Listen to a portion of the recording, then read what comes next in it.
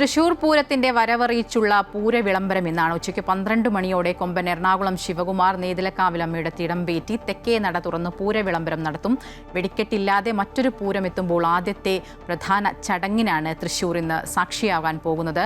ഹരീഷ് ഉണ്ട് കൂടുതൽ വിവരങ്ങളുമായി. ഹരീഷ്, മുണ്ടത്തിക്കോട്ടെ ദുരന്തം ഏൽപ്പിച്ചതിന്റെ ആഘാതം ഇപ്പോഴും വിട്ടുമാറിയിട്ടില്ല. ആ സമയത്താണ് വലിയ ആഘോഷങ്ങളില്ലാതെ ഇന്ന് പൂരവിളംബരം നടക്കാൻ പോകുന്നത്. എങ്ങനെയൊക്കെയാണ് ചടങ്ങുകൾ?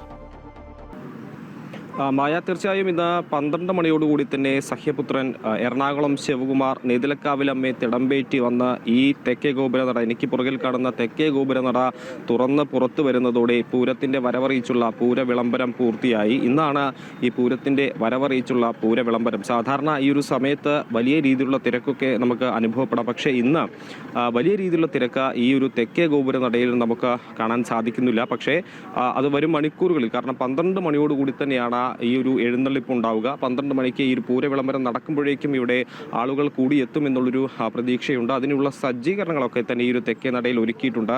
8 മണിയോടുകൂടി തന്നെ നെയ്തിലക്കാവിൽ ഈ ഒരു അവിടെ നിന്ന് എഴുന്നള്ളിപ്പ് ആരംഭിക്കും. അവിടുത്തെ അകത്തെ പൂജകളും മേളവും കഴിഞ്ഞ് മേളത്തിൻ്റെ അകമ്പടിയോടുകൂടി നെയ്തിലക്കാവിലമ്മയെ നെയ്തിലക്കാവ് ക്ഷേത്രത്തിൽ നിന്നും എഴുന്നള്ളിച്ച് ഇങ്ങോട്ടേക്ക് എത്തിക്കുന്ന ആ ഒരു ചടങ്ങ്, പൂരത്തിനുമായി ബന്ധപ്പെട്ട ആദ്യത്തെ ഒരു ചടങ്ങ് കൂടി, ആദ്യത്തെ പ്രധാന ചടങ്ങ് കൂടിയാണ്. ഈ കൊടിയേറ്റത്തിന് ശേഷമുള്ള പ്രധാന ചടങ്ങ് കൂടിയാണ് ഈ ഒരു പൂരവിളംബരം എന്നുള്ളത്. പൂരത്തിൻ്റെ ഔദ്യോഗികമായി പൂരം എത്തി എന്ന് ഔദ്യോഗികമായി ആളുകളെ അറിയിക്കുന്ന ഈ ഒരു ചടങ്ങ് അത് അത്രയും പ്രസിദ്ധമാണ്.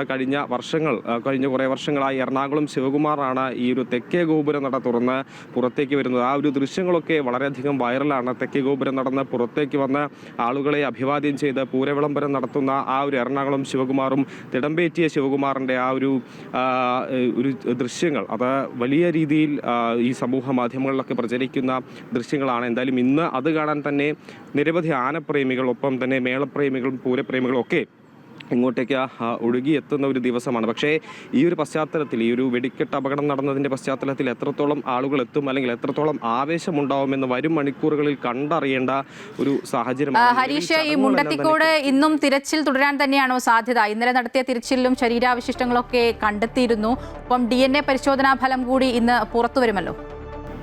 തീർച്ചയായും തിരച്ചിൽ ഇന്നും തുടരുന്നുണ്ട്. കാരണം കഴിഞ്ഞ കുറേ ദിവസങ്ങളായി നടത്തിയ തിരച്ചിലിൽ ഓരോ ദിവസവും ഈ ഒരു ശരീരഭാഗങ്ങൾ കണ്ടെത്തുന്നുണ്ട്. മാത്രമല്ല, കഴിഞ്ഞ ദിവസം ഈ ഒരു വെടിക്കെട്ടിൻ്റെ പ്രധാന ലൈസൻസി ആയിട്ടുള്ള സതീശൻ, മുണ്ടത്തിക്കോട് സതീശൻ മരണപ്പെട്ട ഒരു സാഹചര്യമുണ്ട്. അതും ഏറ്റവും വലിയ ദുഃഖം ഉണർത്തുന്ന ഒരു വാർത്തയായി മാറിയിരുന്നു. അത്തരത്തിൽ പ്രധാനപ്പെട്ട ആളുകളിൽ പലരും മരണപ്പെട്ടിരിക്കുന്നു. ഇപ്പോഴും പലരും ഗുരുതരാവസ്ഥയിൽ, അതായത് 90% മുകളിൽ പൊള്ളലേറ്റ് ഇപ്പോഴും വെന്റിലേറ്ററിൽ കഴിയുന്ന ആളുകളുമുണ്ട്. ഇതൊക്കെ വലിയ രീതിയിൽ ഈ ഒരു പൂരത്തിനെ ബാധിക്കുന്നു, അല്ലെങ്കിൽ ഈ പൂരം നടത്തിപ്പുകാരെ മാനസികമായി വലിയ ബുദ്ധിമുട്ടിലാക്കുന്നു എന്ന് വേണം. പക്ഷേ അവിടെ ഇന്നും തിരച്ചിൽ തുടരുന്നുണ്ട്. ഇനിയും ഒരു പക്ഷേ ഇത്തരത്തിലുള്ള ഈ ഒരു റിമൈൻസ് കണ്ടെത്താനുള്ള സാധ്യതയുള്ളതുകൊണ്ട് തിരച്ചിൽ ഇപ്പോഴും അവസാനിപ്പിച്ചിട്ടില്ല. മുണ്ടത്തിക്കോട് ഇപ്പോഴും തിരച്ചിൽ നടത്തുന്നുണ്ട്. പരമാവധി സ്ഥലങ്ങളിൽ, ഈ അപകടം നടന്ന ആ പരമാവധി സ്ഥലങ്ങളിൽ തിരച്ചിൽ നടത്തുക എന്നുള്ളത്, അതിന് 1 കിലോമീറ്റർ അപ്പുറത്തു നിന്ന് വരെ ഇത്തരത്തിലുള്ള റിമൈൻസ് കിട്ടിയിട്ടുണ്ട്. കഴിഞ്ഞ ദിവസം ഈ നായ്ക്കൾ കടിച്ചു വലിക്കുന്ന രീതിയിലാണ് ശരീരാവശിഷ്ടങ്ങൾ കണ്ടെത്തിയത്. മാത്രമല്ല, അതിന് മുൻപ് ഒരു ആളുടെ തല അവിടെ നിന്ന് കണ്ടെത്തി. ഇത്തരത്തിൽ പല ഭാഗങ്ങളായി ചിന്നിച്ചെറിയ പല ഭാഗങ്ങളാണ് നമുക്ക് മുണ്ടത്തിക്കോട് നിന്ന് കാണാൻ സാധിച്ചത്. ആ ഒരു അപകടം നടന്ന ചുറ്റിനുമുള്ള പാടശേഖരത്തിൽ നിന്ന് പല ഇടങ്ങളിൽ എന്തായാലും മുണ്ടത്തിക്കോട് ഇന്നും പരിശോധന തുടരും. ഒപ്പം പൂരത്തിന്റെ വരവറിയിച്ചുകൊണ്ടുള്ള പൂരവിളംബരം ഉച്ചയ്ക്ക് 12 മണിയോടെ തുടങ്ങും. ഹരീഷാണ് വിവരങ്ങൾ നൽകിയത്. തൃശൂർ പൂരത്തിൽ പൂരത്തിടമ്പേറ്റാൻ തൃക്കടവൂർ ശിവരാജു കൊല്ലത്ത് നിന്ന് യാത്ര തിരിച്ചു. തൃക്കടവൂരപ്പനെ വണങ്ങി ആരാധകരുടെ ആവേശം ഏറ്റുവാങ്ങിയാണ് ഗജരാജരത്നം ശിവരാജു പൂരങ്ങളുടെ ദേശത്തേക്ക് യാത്ര തിരിച്ചത്. പ്രത്യേകം തയ്യാറാക്കിയ വാഹനത്തിലാണ് യാത്ര.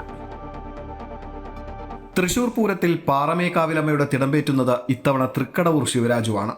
വൈദ്യപരിശോധനകൾ പൂർത്തിയാക്കി ദേവസ്വം ബോർഡിന്റെ അനുമതിയോടെയാണ് തൃശൂരിലേക്കുള്ള ഈ യാത്ര.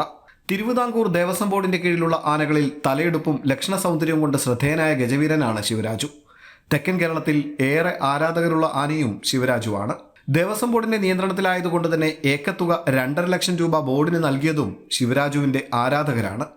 പൂരങ്ങളുടെ പൂരമായ തൃശൂരിലേക്ക് ശിവരാജുവിനെ യാത്രയയക്കുന്ന സന്തോഷത്തിലായിരുന്നു കുട്ടികൾ മുതൽ മുതിർന്നവർ വരെയുള്ള ആനപ്രേമികൾ. എല്ലാവർക്കും നല്ല സന്തോഷമാണ്. ആനപ്രേമികൾക്കും പിന്നെ ഇതിനുവേണ്ടി പൈസ അടച്ചിട്ടുള്ള ആനപ്രേമികളുണ്ട്, അവരോടും എല്ലാം സന്തോഷമായിട്ട്. കടവൂർ ജനങ്ങൾ ആഹ്ലാദത്തിലാണ്. എട്ട് കരയിലെയുള്ള ഭക്തജനങ്ങൾ ശിവരാജൻ്റെ ആഹ്ലാദത്തിലാണ്. എൻ്റെയൊക്കെ ജീവിതത്തിലെ ഏറ്റവും വലിയ സ്വപ്നങ്ങളിലൊന്നാണ് ശിവരാജു തൃശ്ശൂർ പൂരത്തിൽ പങ്കെടുത്ത് തിടമ്പെടുത്ത് വരിക എന്നുള്ളത്.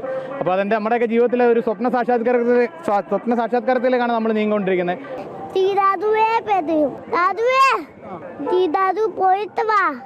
തൃക്കടവൂരപ്പനെ വണങ്ങി അനുമതി വാങ്ങി ശിവരാജു തൃക്കടവൂരിന്റെ മണ്ണിൽ നിന്നും തൃശ്ശൂരിലേക്ക് യാത്ര തിരിച്ചപ്പോൾ യാത്രയാക്കാനായി ആരാധകരുടെ തിരക്കായിരുന്നു. ഗംഭീരമായ നടയും തലയെടുപ്പും കൊണ്ട് ആരാധകരെ വിസ്മയിപ്പിച്ച ശിവരാജുവിനെ തൃശ്ശൂർ പൂരത്തിൽ നായകനായി കാണാൻ കാത്തിരിക്കുകയാണ് ആബാലവൃദ്ധം ആരാധകരും. ശിവരാജുവിന്റെ ഓരോ ചുവടും ഇനി പൂരത്തിന്റെ താളത്തിലേക്കാണ്. അമൃത ന്യൂസ്, കൊല്ലം.